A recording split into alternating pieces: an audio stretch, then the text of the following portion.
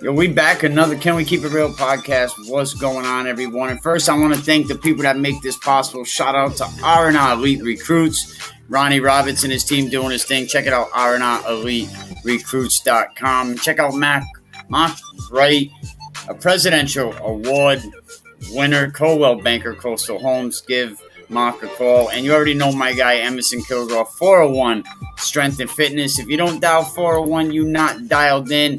I'm going to bring in the hottest youth sports organization going across the country, man. Like, when you say voice reporters, they got reporters all over the joint. You got your boy, the professor. You got Wayne Matthews. You got to have the bad guy up in the house. What's going on, Voice Sports? What's going on, Mike the Rebel, a.k.a. You already know. We call him Skip. Yeah. Yo, I seen Hood Skip. I said Hood Skip. Well, you already know. Let me get this music out of here. You can't have Rebella without putting a rebel in it. You know what I'm saying? There you go. You know, but welcome, man. I got to get this music out of here. Give me 1 second, man. What's going on? That's just my little intro stuff. But how y'all doing, man? Welcome. Good. Great to be on, man. Always great to talk to you. It's gonna be on, man. I'm excited. That's right. So my audience meets your audience. Wayne, why don't you tell everybody who you are and what you do in youth sports? All right. Short version. Yes, I am Wayne the Voice Matthews of Voice Sports. I started off announcing games on the youth level 14 years ago. And about 8 years in, I decided it's time for this to expand. There was too many things that was coming up that I was turning down left and right. And I wanted a certain kind of broadcast. I know everyone typically looks for the super professional, Troy Aikman, Joe Buck type deal. I wanted something that would captivate because we're dealing with young kids and viewing our youth consistently everywhere just fit the bill. I started doing events for Diamond. I started doing events for many different Al Spears, a lot of different events around the country. And by my third year, I met so many great people along the way, like, breadcrumbs. And I looked up and I ran into some great people, including the professor here. And I think one of the most intangible things about what you will not only hear when you enjoy a broadcast brought to you by us is that, one, we know what we're talking about, but two, we love to have fun. So I think that's the one intangible besides I would dare to say unified passion between all of us. So it's continued to grow, and now I can safely say we're in 17 different states, the prominent ones in which, youth football is taking place. And I'm just happy at the growth, and this is just the beginning. That's what's up. Now, you mentioned the professor. Shout out to the professor. What's going on, my guy, man? I like that you rocking that Red Sox hat. You already know. We're gonna, I wanted to steal the professor's voice. I want to steal Samson's name. You know what I'm saying? The bad guy, because you already know in Rhode Island, I got to represent that. You know what I mean? Stay true to the culture. The professor, man, how you like being hooked up with Wayne the Voice Matthews, man? Tell the people how you met him and what you do at Voice Sports. Oh, man. Well, the short version of how I met Wayne was actually via internet. We have a mutual friend that we didn't know we had, which is Curtis Reese.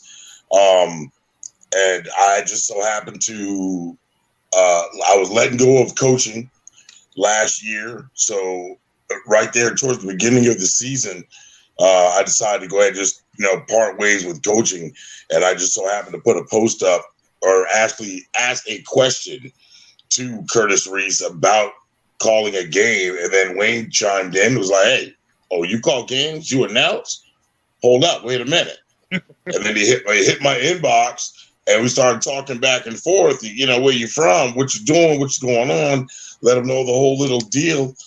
And he was like, listen, man, I need to call you. And we jumped on the phone, man, and we talked that day and the next day. And he was like, listen, man, I think I got an opportunity for you. And I think this is where you need to be. So ever since then, man, like I say, I took the ball and I ran with it. My thing is my avenue, what we call lanes here at VOYCEsports. Everybody has to know how to ride their lane.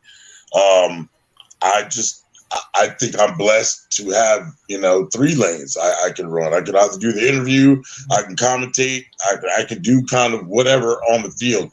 The photography stuff, that's not me, man. Those other guys get that stuff. They make everybody look good. Definitely not you. That ain't me. Look at this guy. And we got that guy. That's what we got that guy for. That's the sound guy. Mercy. That's the man right there that we get behind the scenes that really doesn't get that recognition that he should get. That's my man, Coach Tony.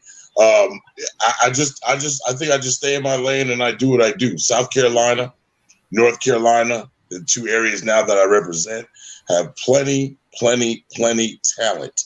And it's hard.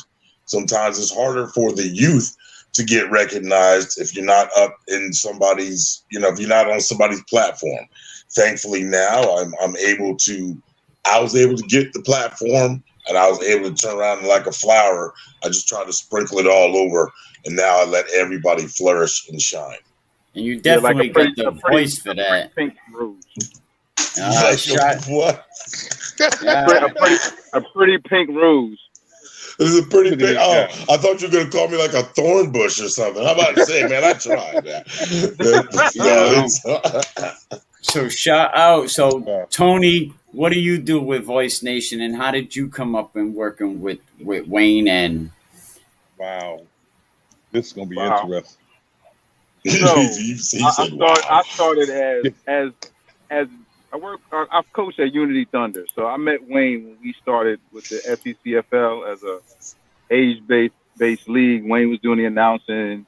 Me and Wayne kind of hit it off, and mostly hit off. Him and my daughter hit it off because they 2 of a kind.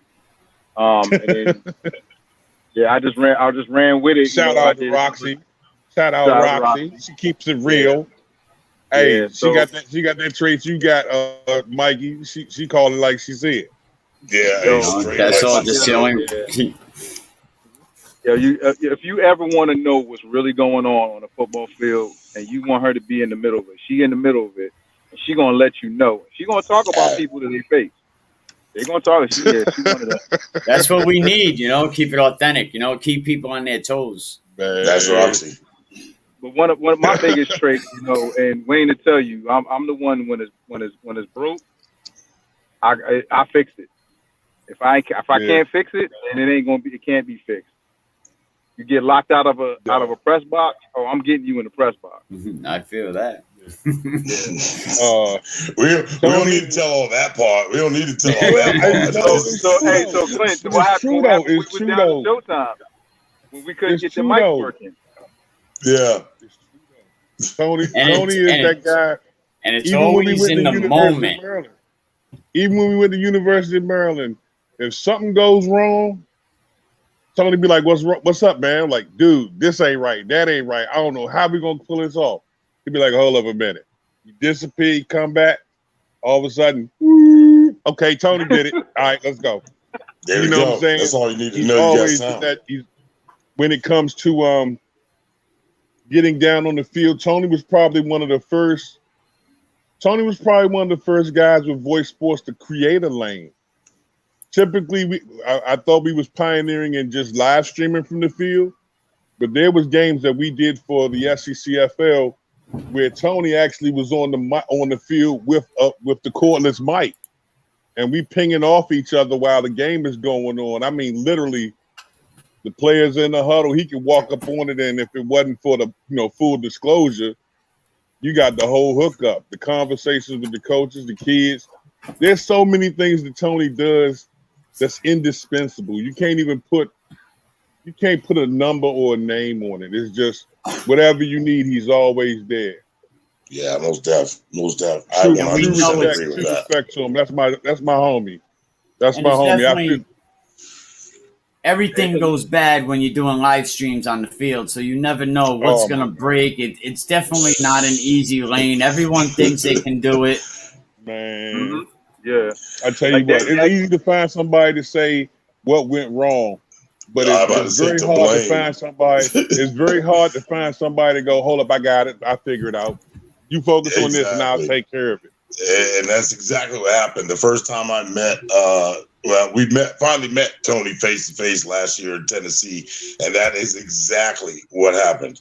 We were on the sidelines. I'm trying to call a game, and the mic won't work, or they can't play the music off of it. I won't say the event we were at, but we just couldn't get it right.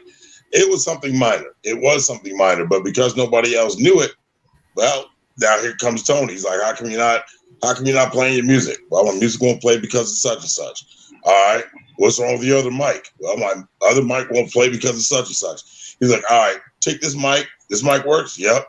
Go ahead, go to work, do what you got to do. Give me a few minutes. Sure enough, not even end of the first quarter, I hear him talking on the other mic, walking on the field. I'm like, oh, here it goes. He might as well hold that mic now because we about to have fun. Yeah. So yeah, I definitely, we are definitely blessed, shall I say, the least to have Tony, man, because he is truly a blessing. Him and Roxy are an awesome addition to this team. That's one of the things. My wife called me MacGyver. She was like, every time some shit Black MacGyver. She's like, if you can't figure that shit out, she's like, then it can't be figured out. Like I'm gonna give you a for instance. Here's one for you, Wayne. Dryer not working, right? Everybody's flipping out in the house. Oh, the dryer don't work. The door don't stay closed. I'm looking at this thing and I'm closing it. I was like, yo, I told my son, go get my drill real quick. He's like, what are you gonna do? I said, watch. Man, I tightened like 3 screws and now the dryer works. He was like, how the fuck did you figure that out? I was like, something got to be going on. The door won't close. So something got to be happening. Facts, shit like that. Those are the kind of intangible people that, like I said, you couldn't put that in a job description and get that out of somebody. That's something they had to love to do, they want to do, and I think Tony's probably been with me the longest. Mm-hmm. Really? Yeah. It's going on 6 years now. Because we met when Chase was a sophomore. Seventh grade. Chase was in 7th grade. Wow, time flies when you have fun. Yeah, your boy gonna be on. He's graduating this year. Look. Yeah. Then Tennessee was a great place, I think, in a lot of different ways. The Showtime event. Because this was the first time I actually had a conversation with R&B. And R&B's in here. Give me that smile. Come on. Look. That's right. And that was our next one, R&B. How did you meet Wayne the Voice Matthews, and what do you do for Voice Nation? Personally, I met Wayne. You don't probably remember, but the first time I met him was actually at Coach Mack's event in Fort Lauderdale. Okay. He does. But then at Showtime, I actually got to have a conversation with him. So like a full-fledged, like sit for a second and have a conversation. So mostly my daughter plays. And he has been a good advocate for her. So that was really like the connection was he was one of those people that she was always like, I gotta go see Matthews. And I'd be like, what? You mean Wayne? Yeah, I gotta go see Matthews. And I'd be like, okay, all right, go see him. So they, that's her buddy, she knows that. So it was kind of like, she is really funny about who she trusts and who she connects to. She's a pretty good judge of person too. So like if she is connected to a person and is that enthusiastic, I'm definitely gonna go have a conversation with somebody. So, that's kind of how that worked out. She was like, here's Wayne, let's go talk. So that's what we did at Showtime. And I'm really just getting launched here in Indianapolis, and there's so much going on for one person. I'm still trying to find my lane. But what I normally do here around Indy, what I've done for years is we used to run our own org, and I always did our marketing and media for them. So I do like mostly our videos and highlight reels. working on trying to get some better equipment currently, but it is what it is. We all have to start from our phone. I bet I'm sure I'm not the only one working from your phone. What? That's where I started. That's where I started. So, I mean, luckily, because we did run our own org, I do have good lines of connection. So that honestly has helped me in the an infancy of being on my own. Because we do have a lot of really good photo reporters and stuff around, and some new video reporters that are popping up this year that have not been around before. So, it's kind of intense, but I'm gonna make it because I cannot fail. The game's changing. Absolutely. Yeah. The game is changing. Now, Wayne, we met about 5 years ago. I hit you up and I said, come on my podcast. Let me start with how I started a podcast was I had trouble getting freshman and JV scores no matter. I was like, nobody wants to talk about these kids, So I had an idea. They brought me on this local radio station. And I think I was just more prepared than they were, so it didn't work out. So I said, you know what? I'm not going to give up. I looked into how do I start a podcast. I put it on Apple, Google, all the main sites. I reached out to Wayne, come on my podcast, and he said, I'm going to have my interns do research on you first. That sounds about right. Yep. So then he does a Google search, and for pages and pages and pages, he sees, can we keep it real podcast? So he comes on, and ever since then, man, this has been my brother right here, man, when youth sports, and he knows if he needs someone to tell you how it is, I'm going to do that, man. I'll always back the coaches. I'll always back the kids and the programs.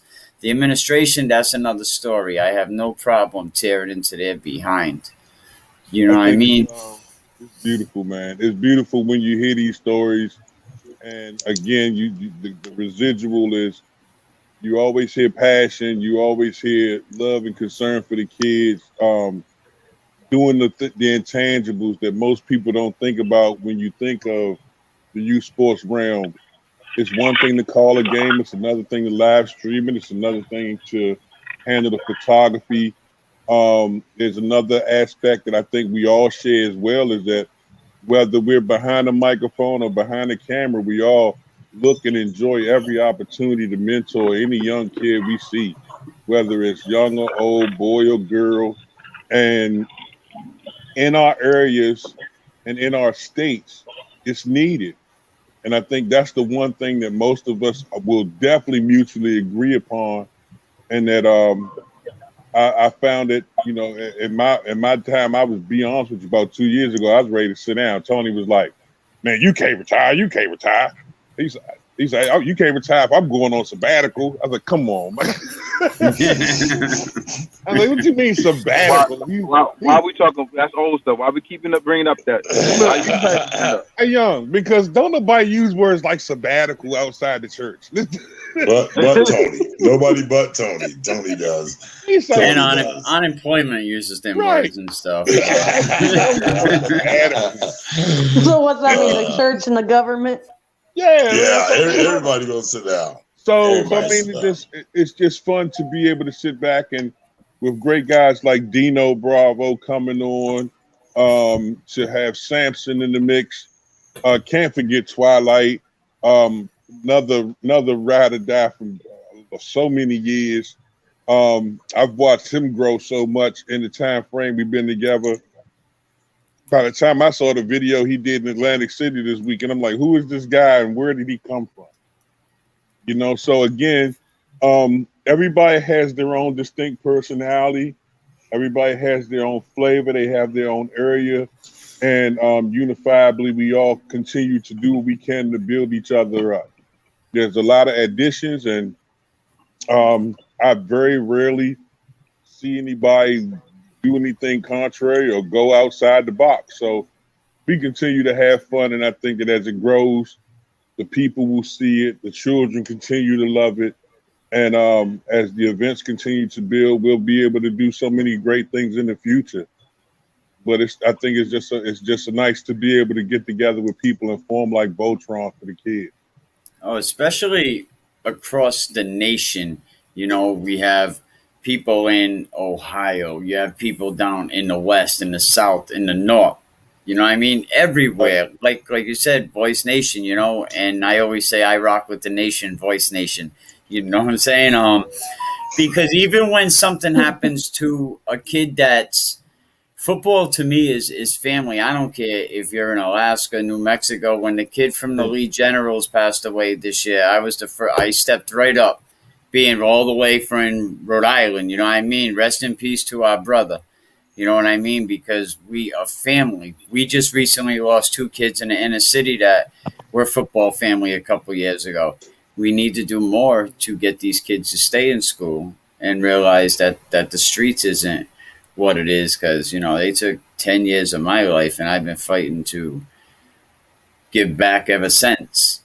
Right. Yeah, I think it comes down to a lot of times, instead of, you know, and the name itself, voice, it's like we're actually giving people a voice. Here on the lab, and it's like with a lot of shows, with Samson the Bad Guy and myself get together, do shows on Sundays.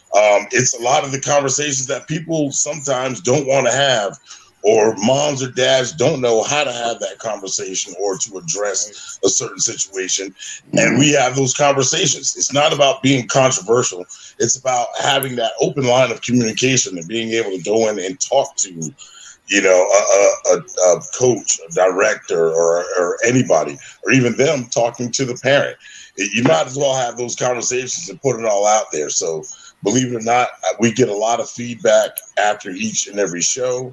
You start getting the direct messages and, hey, thanks for bringing it up. I appreciate it. I mean, everything Wayne told me that was going to happen when I first started out, it actually came to fruition times 1,000. Of course, you're going to get a bunch of friend requests. You're going to get a bunch of uniform people calling you up and all kind of stuff. But yeah, I try to. You have to bob and weave.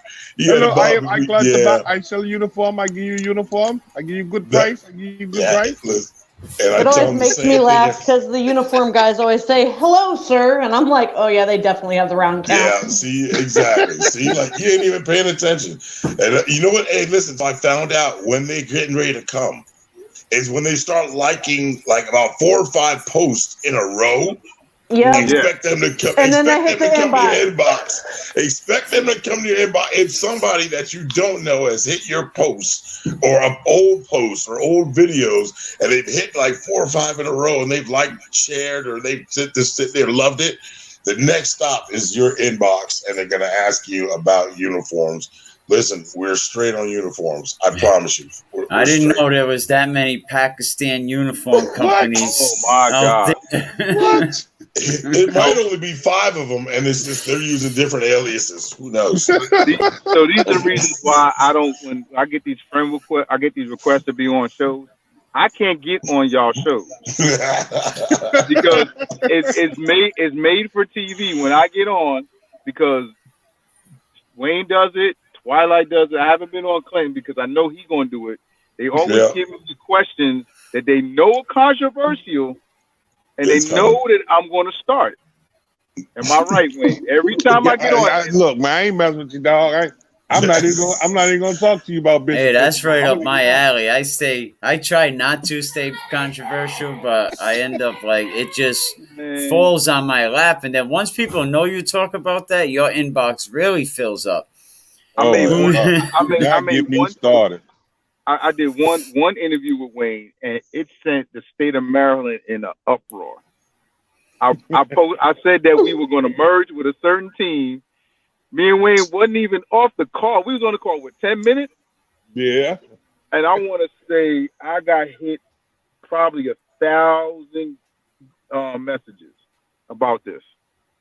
Like I said, I'm never. That's not an exaggeration. That's not an exaggeration. When I say the state of Maryland was in an uproar, I mean the state of Maryland was in an uproar. Like, how are you doing it? Why are you doing it? I'm like, look, man, I was told to go on the show and talk about it. Wayne was poking the bear, and I was trying not to give all the information. And he already knew. You already knew it because we had talked about it before I went on the show. Of course, he said, "Let me get him to say, yeah, you can't. You gotta That's try." what we do. That's what we do. I had so many things. I had something else I was getting ready to release because it was in the works, and I was like, man, I ain't talking to nobody about this one because the minute I said that one would have been, yeah. But it's been really interesting because, quite honestly, Mikey, when all of these things started in the beginning, I'm sitting here trying to deal with it and cope with it myself. Like, I could not explain to somebody that I wake up in the morning and cut my cell phone on fully charged.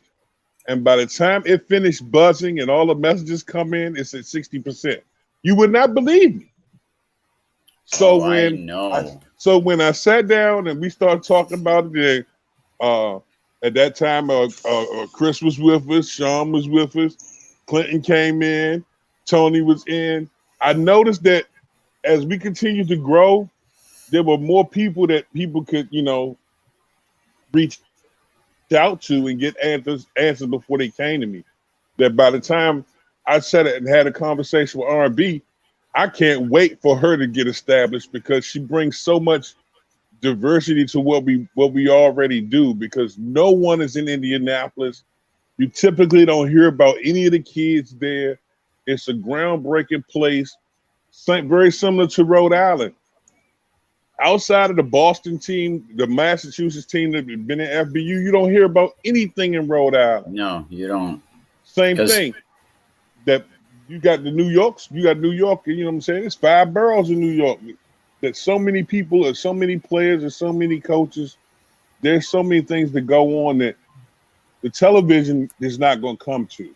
And if you get out here and see some of these games or see some of these events, you be like, why is the ESPN here? Don't worry about it. We here. So we created it and we built it, and I'm so blessed to sit back and see it grow and have so many great people around it. I think that is the greatest. I think that's the greatest acronym of it all, is that I could have 100 people here and it'd be chaos. But God blessed me with some great people that are passionate, they're true to the game, they love kids, and I can count on one hand how many times we disagree. And more times than not, it's about what team is going to win a game. It's never a lot of unnecessary drama type reality TV show series type stuff. So I'm looking forward to the opportunity of having a voice reporter show where all of us converge and we pick a topic and we go at it from our different areas and different perspectives. So to have you at the nucleus of it just makes a lot of sense. I don't know what happened to Samson. But last I knew, he was at the bodega. It looks like he was at the corner store. That sounds about right. Man, gotta get me a zip. Hold up. Let me get one. The professor, what's going on with high school in your area? Are they playing? Any kids that recruiters might want to keep an eye on? Most definitely. There's plenty of talent down here in the Low Country, what we call the Low Country in Charleston, South Carolina. It's on the edge. I was just talking to Wayne earlier about the same thing. COVID, it's still right there. It hasn't gone anywhere. Schools went back to virtual. Several counties around here went back to virtual. They're only doing it for a week, which is kind of strange. I don't know what the week is supposed to do. And as far as people, I guess, coming in and spraying the schools, I don't know how that even works. I won't even get into that. That's a different conversation. But high schools have started. Everybody's trying to find, what seems to me, everybody's trying to find somebody to play. Because if you set something up a week or two in advance, and then all of a sudden you hear that, knock on wood, a team goes out because a few players have COVID, and now everybody's shut down. Well, now this team has to quickly scramble to try to find somebody to play. So it's getting kind of interesting. You have 5A schools that kind of just reach out and like, listen, we'll play anybody. Well, a 2A and a 4A is not going to play a 5A school because they already know what's going to happen. Some might, but it's shown in the past that really, really doesn't work out well at the end of the day. So it's kind of on the line, Mikey. It's on the line. It's really on the line. But thankfully, some are able to play, like we talked about last year.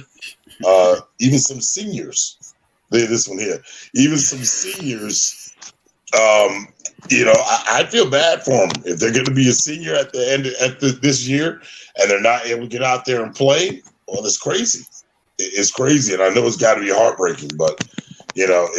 I hope they have their film and have all their stuff out there because they're definitely going to need it. And the other thing, like, they really have to have them grades 9, 10, 11, and 12. I'm seeing a lot of kids, they get into that point in the colleges are like, you should have done a little more. Now we're going into week 1, and now we're seeing kids getting not eligible because of they failed off last season, which was a virtual learning season, and they didn't do summer camp. But should these kids be held?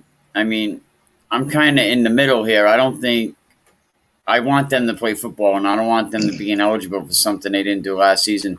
My question is, why weren't the coaches brought into this sooner instead of you got a week to go and your kids are not eligible? Well, because I don't think that's a coach's subject or area. That's more scholastic and academic, and that's more something that the school board or the powers that be control. The most the coaches can do is supplement whatever's going on from their end. But I would like to hear. I let R&B answer it. I don't want her to be so quiet in the corner. I was just listening, absorbing. That's what I do. Listen and absorb. Yeah, it's all good. But dang, I done lost my track. Where were we at? So I was pretty much saying that kids are being ineligible. We're going into the week 1. They're being ineligible for failing off last season, even though they had all summer to do summer school. Yeah, virtual. They didn't do it. Should they be held accountable because COVID was a screwed up year? The system failed itself. The virtual learning was horrible. So and the coaches, why weren't the coaches told? Because I think if the coaches were told, they could have got on the kid. Like a friend of mine said, I was doing all off-season conditioning with this kid. He would have been on the benches doing his schoolwork. So are we throwing it at the parents? Okay, so here's the thing. Not every kid, we got to have personal accountability. If we're talking about high schoolers, you're in high school and your grades got to be right. And can we really use COVID as a crutch, as an excuse? What happens in college when you got to take a course and the only course this specific course that you need to graduate is only available virtual? Are we going to use that as our crutch? I mean, I know when I took college classes, there were certainly some of my classes that were required for my degree that were only available online. So where's the accountability? And are we throwing it on the parents? Like you should hold your high schooler accountable? Are we throwing it on the coaches? I realize that, kids need guidance, but at the end of the day, we're talking about kids that want to go D1. We're talking about kids that want scholarships. The book's got to be there.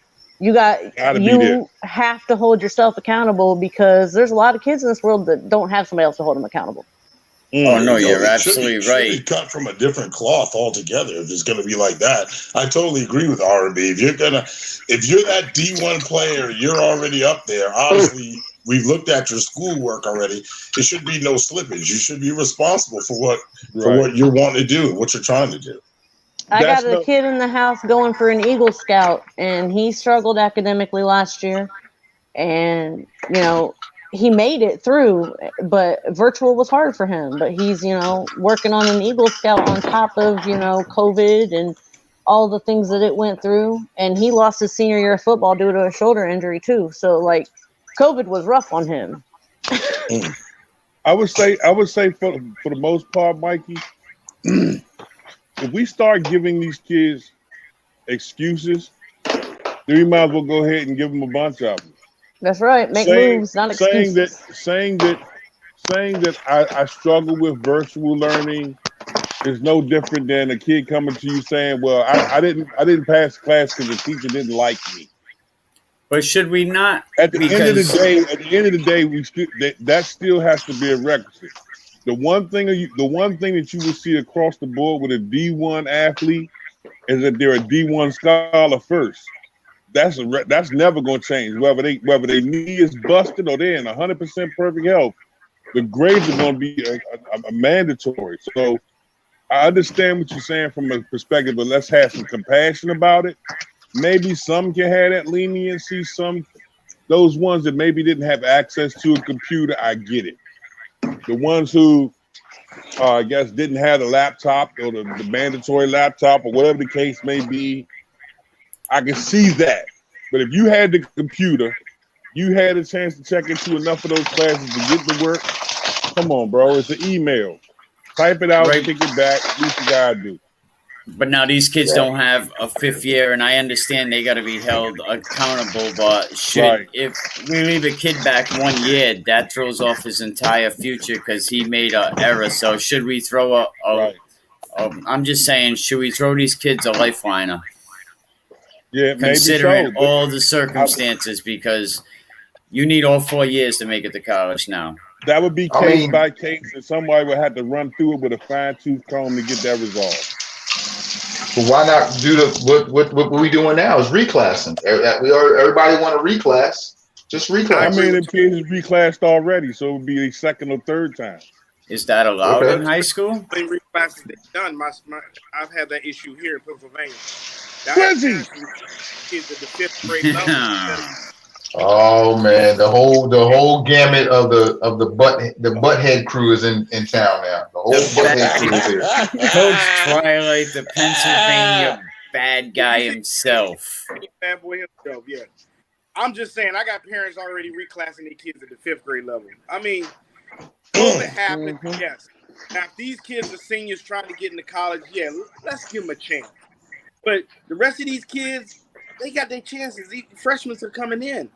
So you got to utilize what you got. You got to utilize the tools that we're going to offer you to help you get into school. Now, if you're not trying to take these chances and utilize your opportunities to get into college, then what are we doing for? Now, the funny part is the NCAA did give an extra year of eligibility to the seniors and those ones that were already in school. Now, it's the 11th, 10th, and the 9th graders. Yo, you got to eat that. And that portal is full. Like, I'm seeing D1 kids transfer to Division III programs. Not saying there's nothing wrong with Division III programs, but I'm seeing, like, kids that were supposed to go to Michigan because the portals – there's like 1,200 kids in a portal the first week because of these kids all getting an extra season. Now, these are college, right? Yes. And also, you still got to add in the fact that now, by the time 2024-25 hits, many of those kids on the college level, whether it's D1, D2, D3, or HBCU, CIAA, whatever branch of it you may look at, they possibly will be getting paid soon. So now the ante is up because not only does your grades need to be right, but the talent aspect has to be there because you're competing for position. Now, the school is not going to take you if you're academic liability, but now you got 15 other kids in that same capacity. I don't care if you're Jerry Rice, if you got a 2.1 GPA. You're going to run into some type of adversity. So, again, the networking and the ability to have that connectivity comes from somebody being able to speak on your behalf to these coaches. And that's another capacity that many of the voice reporters here will be able to have soon. I don't know. I'm not sure if Quizzy started getting questions like that, but I know Tony gets questions all the time about kids prior to them going to, college or what have you, or writing referral letters and what have you, such as I have. And I know Clinton definitely will be doing this soon. We become the spokespeople for what they are and add to their character profile. Now, I know a lot of times you watch any one of our shows, we address more so the parents and the community for their conduct within the bleachers and then within the game format, because they're also part of the character profile. They're not just recruiting your son, they're recruiting you and your habits as well as your economic and financial background. So all of these things play a part. You may want to repeat that one more time. You want to repeat that one more time. Many of the parents need to understand that you are a greater part of the recruiting process beyond just what your son or daughter brings to the table and what you bring as the economic/financial component. They're looking at who you are and the way you are, because when you don't want a bunch of ruckus people in the bleachers. These students will potentially be alumni. Those unions become something special that they care about. If you have the attitude of cussing out the coach because your son ain't getting enough time, those type of things you need to address on the youth level before you get to high school, where you're gonna find out how those repercussions come back to haunt you. Because now those same coaches that you chewing out are the same ones that are sitting here either speaking on your son's behalf or writing on your son's behalf, and you're a part of that equation. Amen. Shout out Coach Twilight. Say that again. Pennsylvania. Coach Twilight, what's going on in high school in your area? Any kids that are really gonna stick out this season? We got a few prospects. Mario Easley, Bishop McDowell, number 5, is already committed to ODU. We have Camille Foster, which I deem the playmaker. He is also going to be either Akron or ODU. We also have the Tajay Brody's. He's saying he's going to commit after the season. I don't know why, but that's his choice. But like I tell most people, if you're not committing by your junior year to your D1 prospects, it's more or less D2. Mekhi Flowers is already committed to Penn State. He was at the Stilton High-Spire High School.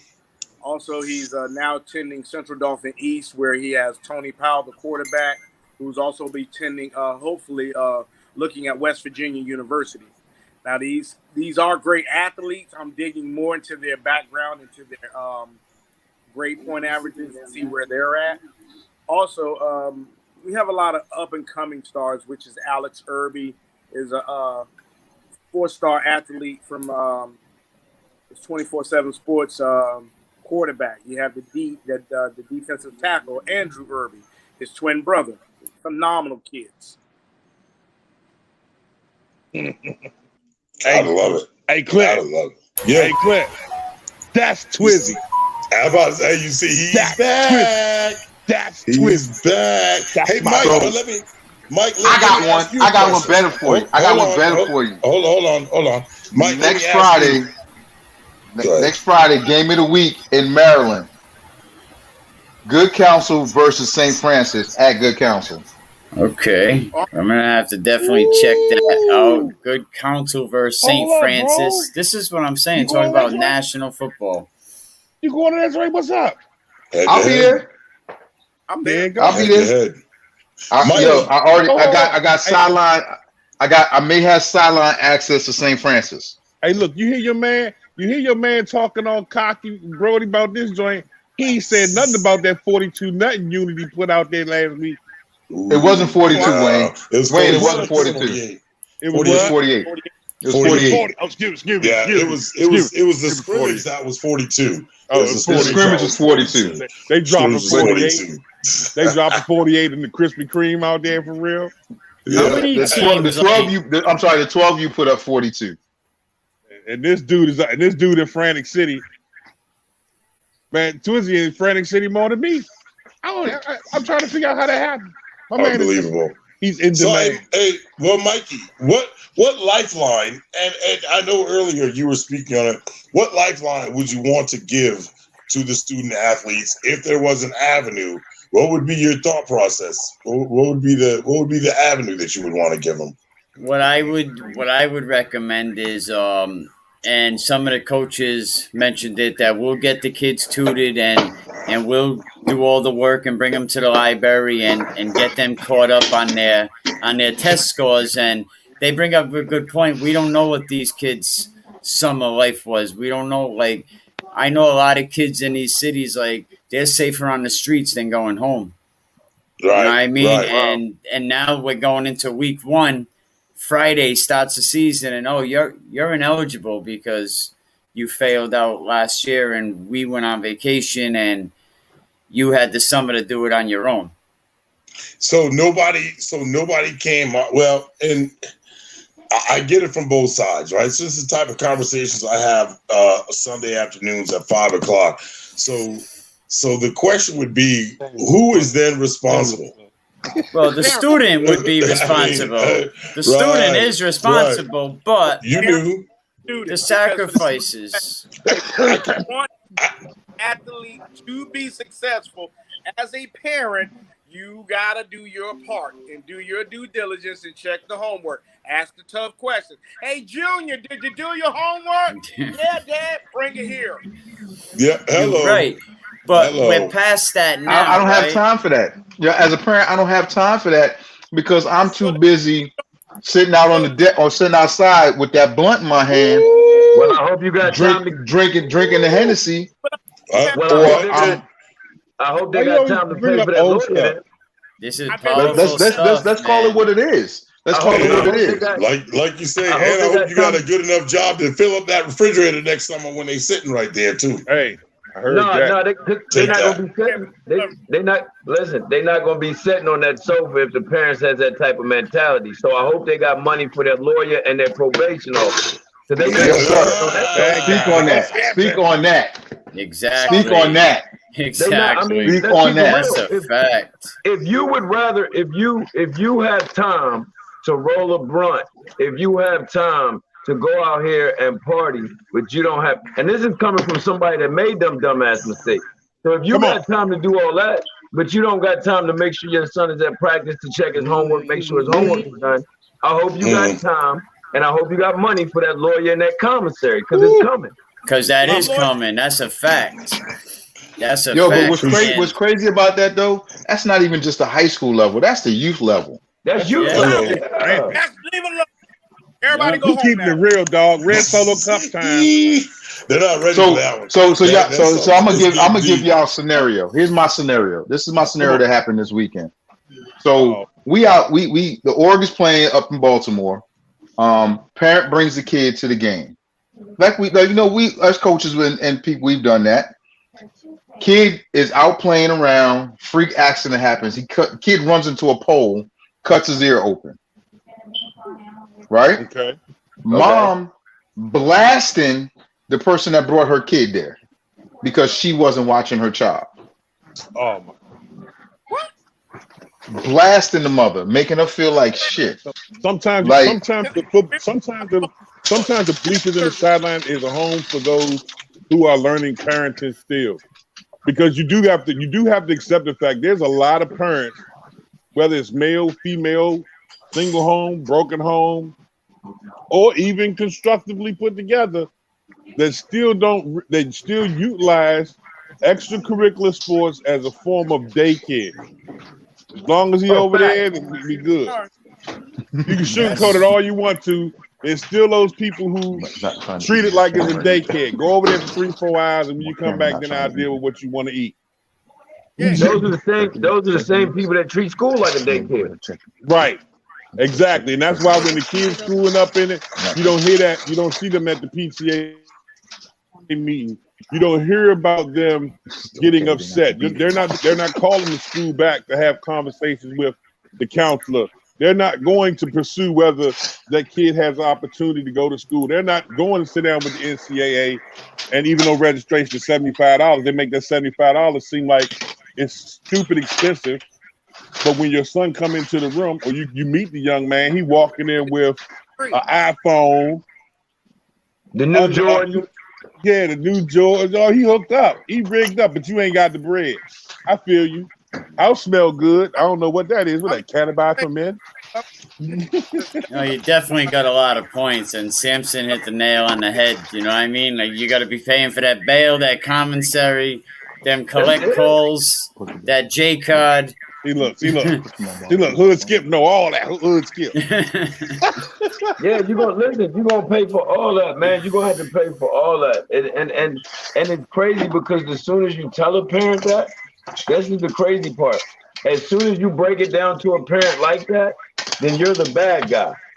Don't talk about my kid like that. You're wishing bad on my kid. Don't say that about my kid. No, I'm not wishing bad on your kid. You're wishing bad on your kid because you're not doing what he's supposed to do. Pennsylvania bad guy, man. You've been waiting patiently. With your hand raised. Y'all. Most parents they're going to then once. Hey Tony, you slicing and dicing. I can hear you, man. My bad. This dude making ribeye or something. Parents see that, they're going to start to see dollar signs because they're trying to get their kids to the elite college level so they can get them to the NFL so they can write checks. That's all they're trying to do. Right. No, you're right. How many? You can do it until somebody tells them or believe them themselves. But you can't get them to D1 before you get. You got to get to high school first. But that's the coach's problem because the coach is supposed to check on the grades, not the parents. No, I disagree. It's twofold. I believe both parties should be concerned because you still talk about a minor. Even in high school, they still have minor mentalities. So it's a responsibility to be shared by the coach and the parents because if one drops the ball, they should be able to inform the other. But if the school's not informing anybody,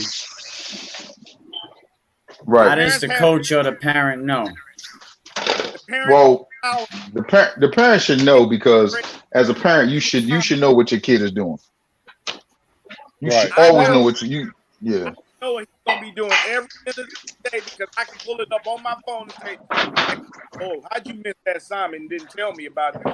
My fault. I didn't check. These schools have prepared these parents with such thing as Power Schools on their phone, in their computers, to check their grades daily, hourly, minutely, if that's a word, to make sure they're staying on top of it. He said minutely? Coach. Lord have mercy. I'm going to say, your English teacher going to put a hit out on you. But now, I tried to sign on to some of them portals. They're called portals. Some of them things you need a PhD to even navigate through them websites. You got to download this and download that. Office until they get done. I mean, the counselor know each other first name basis. And they understand everything from Bishop McDevitt to a public school. The public school's trying to make ninth grade classes, and I had to sit in that darn counselor's office until he got every class correct and make sure everything qualified for the NCAA clearinghouse. Then they gave me a free registration because of the school. Then we moved forward, and I can smile. Everybody high five, and I went out.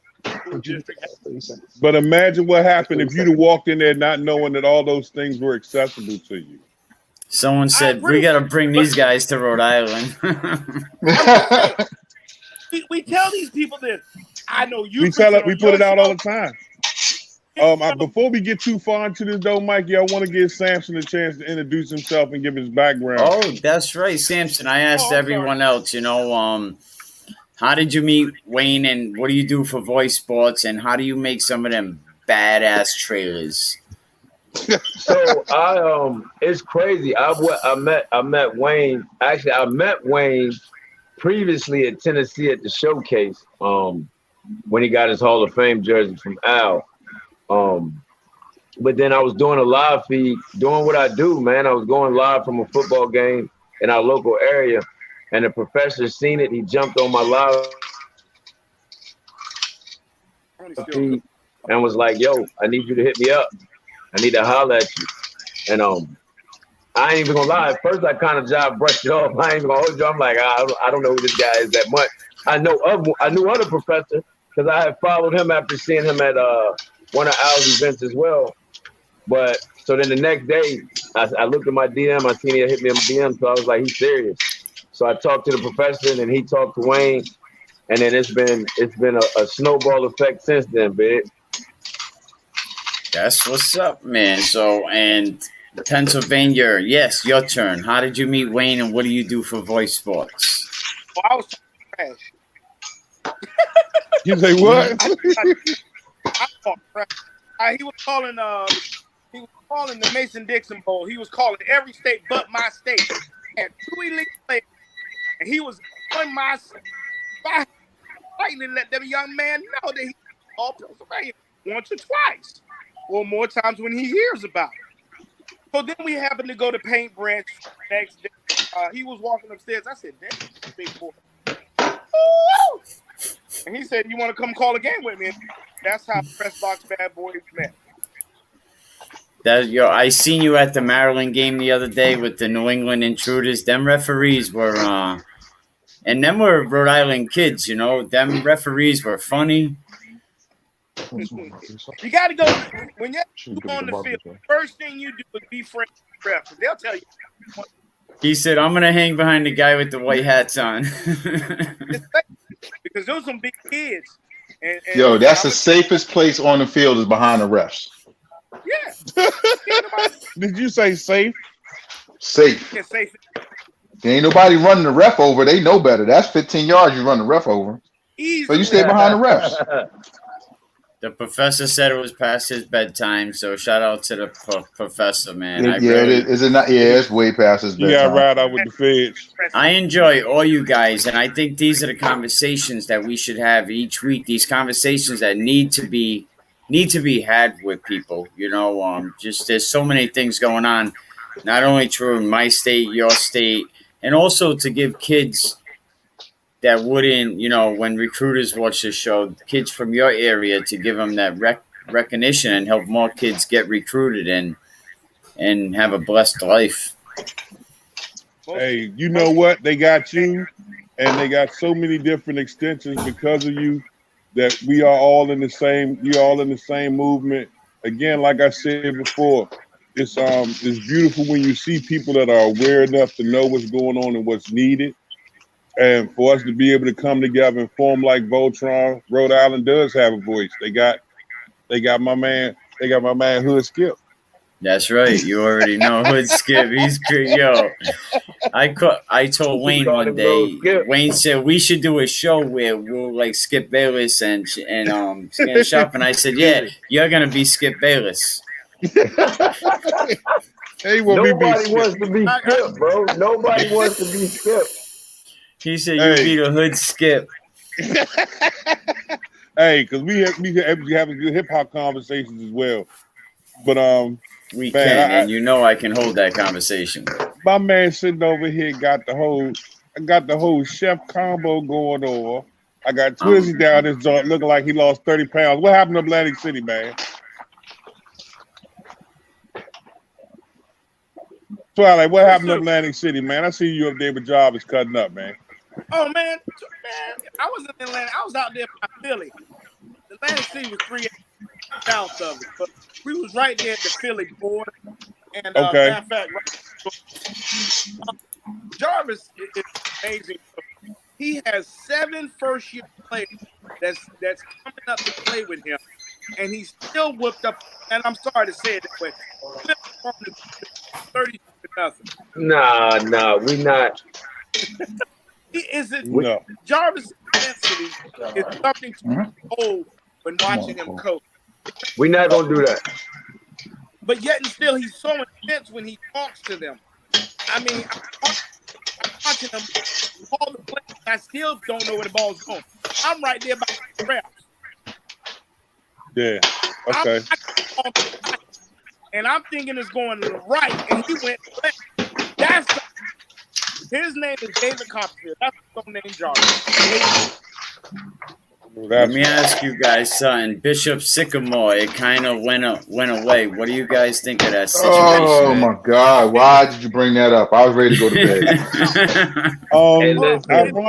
Ironically, last week I had a chance to have a conversation with Minister Peterson, and we were going to set up an interview where we were going to talk candidly on the show. And that conversation was unable to be held for various reasons beyond our control. Because they ain't want the truth. They ain't want the truth. So, you know, the opportunity to have that kind of conversation just lends to all of the different articles that I'm pretty sure that, and you probably, I just put you in the group today, but when the word went out that we were going to research the school and the whole issue, if you saw how many articles poured into just the horseman line. That dude, I think I had everything but the man's birth weight at his age, whatever his weight was at birth. He had everything. I wanted to give the man a chance to speak and tell us what's going on with it and why all of this is going on. And I think it's best to just leave it alone because of the way the legal representation has to step in and intercede for so many different things.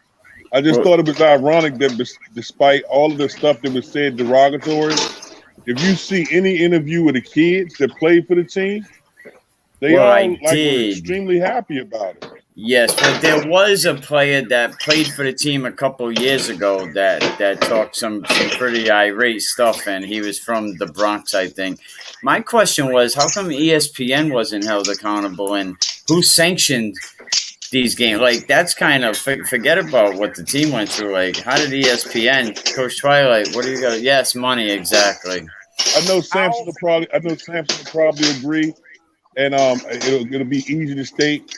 There was a time where IMG and St. Francis, both as high schools, couldn't find anybody that wanted to play them because they knew it was going to be excuse my French, ass whooping. Put the ass, so, man. Put the ass. But again, it goes back to something that I talk about all the time. Do your due diligence. Who did they due diligence on the school? Who did the background check with you? I personally think, and this is real talk, like some people might disagree. I think somebody at ESPN knew what was going on, but at the same time, ESPN knew that IMG would bring ratings, bro. It's all the way across the board. This whole situation says money. The Bishop people got paid to play this game. They already admitted that. IMG is getting their kids on TV again, and ESPN is getting the ratings. Who doesn't want to watch IMG play? Who doesn't want to watch St. Francis play? And it was a guaranteed blowout. Is IMG becoming a for-profit school? Are they building a for-profit machine? Because they're coming to Springfield. They travel everywhere. They travel everywhere. Somebody, then that'll be a different conversation. I mean, Bishop Hendricken too up this way, Bob. I think IMG is just looking like Wayne said. Before I say that they would have to play a team that was just as prominent or just as popular that for me to believe something like that. I gotta agree with Wayne. I think it's a situation where IMG was like, you know what? We don't even care who it is. We can't get games as it is. We're gonna go ahead and play this game.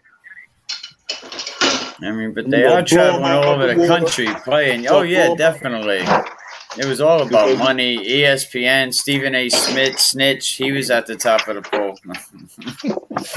Oh, Lord, they go Skip. Come on, Skip. Not the Stephen A. Smith. Not the Snitch. Oh, you know, I've been hoodwinked. I've been bamboozled. That's the second time. I can't either. Like, I remember the story when he wrote the newspaper about his coach, and the whole campus wanted to really kill him because the coach wouldn't play him. So he said that the coach was sick of something or was kind of hurt, and he wrote this whole story. And then the coach actually had his back still. Yeah, he's a dirtball. But I want to thank player. One of his signature socks.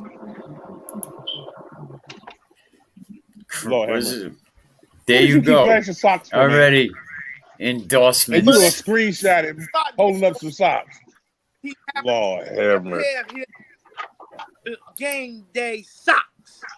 Shout out to my dog Brody Whaler, way up there in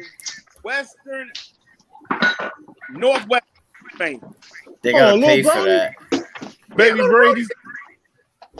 Baby Brady, number 12, Baby Brady. That's my dog. Yeah, that's Hey, you know what, Mike? You know, I know I'm gonna have to step off here in a second. Yeah. No, I we good. I do want to say this. I do want to say this before I leave. I've been extremely blessed to have some incredibly passionate people around me, and I know that for the most part, they all know how much I appreciate them. But just for the record, Tony, you know how much you mean to me. Sean, I can't even put into words. We fight like cats and dogs sometimes, but we always come out better in the end. And Samson, I'm really excited about the future. The things that we've been able to go through with Professor and R&B and watching everybody develop and find their lane has just been an immense blessing for me. And I'm happy that Voice Sports will not be something that dies if I stop talking. We here for the long haul. We here for the long haul, baby. We here for the long haul. On Saturday, how many of y'all going to football games? I'm going Saturday. I'm coaching. I got the Maryland Heat all day Saturday. I'm coaching. I'm coaching Saturday, and I'll be at the field all day Sunday. All day long. That way, when everybody at a different game in a different state, it shows that we are touching everybody in the community. Oh, that'd be fire. That'd be fire. Whoa. Watch what you say. Watch what you say. You know where we at now. Can't be touching everybody, Sean. Can't be touching everybody, Sean. No, and Tony's giving us a cooking class. Look, I'm giving you an eating class. Yeah, an eating class. You know, we see the bottom of the microwave, but yo, this is great because we're in all different states. You know, 2 platforms. You know, and we can highlight a lot of different kids, and we can highlight. You know, this is going to be good conversation. You know, for us to have. So I'm hoping this is something that can grow into something good. We should do it every Tuesday night and we let you pick this topic.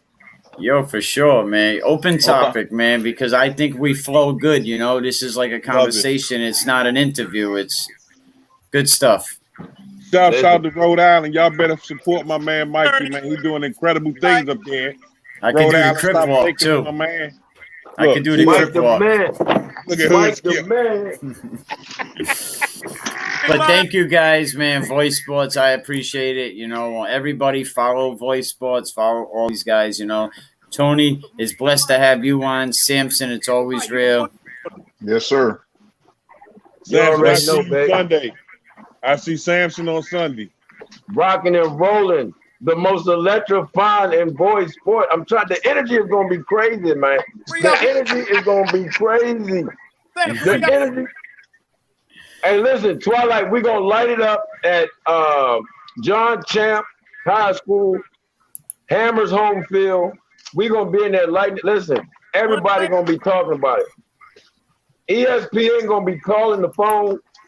Trying to get We're not gonna be able to go live. I'm telling you, the energy is gonna be crazy, baby. If you ain't got that, you better be there. Hood Skip's gonna be calling and be like, yo, this is ASPN. But shout out to you guys, man, and we'll definitely have to do this again next week. And I want to hear about all these games that you guys are going to, man. And next time, hey Tony, you had dinner done already. Yeah, it's done. I'm just eating. I just got in from practice, man. He said we get an eating class. Look here, I was hanging out with the Monstars this week tonight. Yeah, man. No glizzies on the show. No glizzies on the show next week. Oh, Glizzy King, no Glizzy. At a high school level, for still high rollers, I'm very proud of Andrew Irby. He's got a lot of kids in the D1. He's going to 2 state titles, working on number 3. Hey, shout out to Mr. Coach Irby. He's really about. All right, this is Twilight. I see y'all tomorrow night, 8:30. Tune in, Twilight Zone.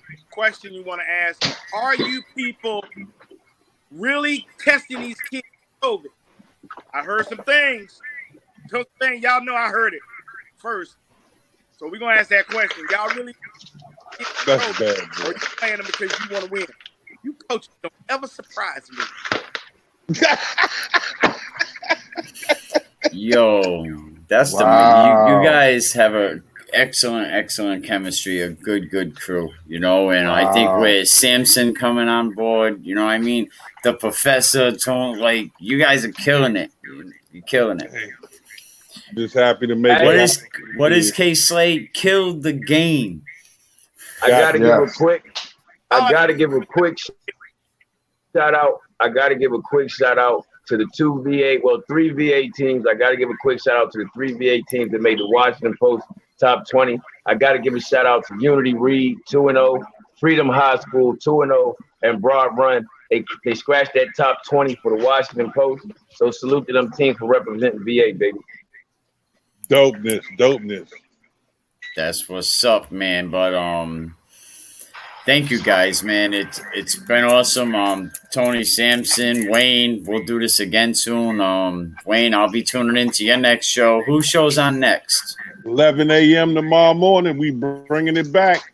The first youth sports morning show representing. You got voicemail tomorrow morning, 11 a.m. They calling me. You got the Twilight Zone. There is. And you got Coach Twilight tomorrow night. We got a lot of good stuff going on. Samson, you Thursday, right? I'm Thursday, baby. There it is. Hey, Wayne, I have a schedule by Friday of Unity games for the year. Thank you. Let's make that happen. We got 5 home games. Hey, bro, we got 5. And Tony, you can come on the podcast and talk about the Unity if you want, whenever you want, man. I don't just show Rhode Island love, you know what I mean? We football family. We under the radar right now. I feel we be trying to get first downs, man. It's hard to get first downs, man. No 40 points, nigga. Stop being modest. Yeah, that's like St. Ray's up here. They got like 4 FBS players, and I think they're gonna come snatch people's souls this year. Moses Muse, keep an eye out. I think he's gonna be the best player coming out of Rhode Island. He was as a sophomore. The kid is he's a tank, and he could play 22 positions. Hey, Samson got off already? I wanted to ask him a question, but he already got off. Yep, yeah, I think Samson bounced, but Hey Wayne, they real quick before we get off, they stuck us in the 2nd division in Mid-Maryland. Is he still there? Wayne looked like he paused.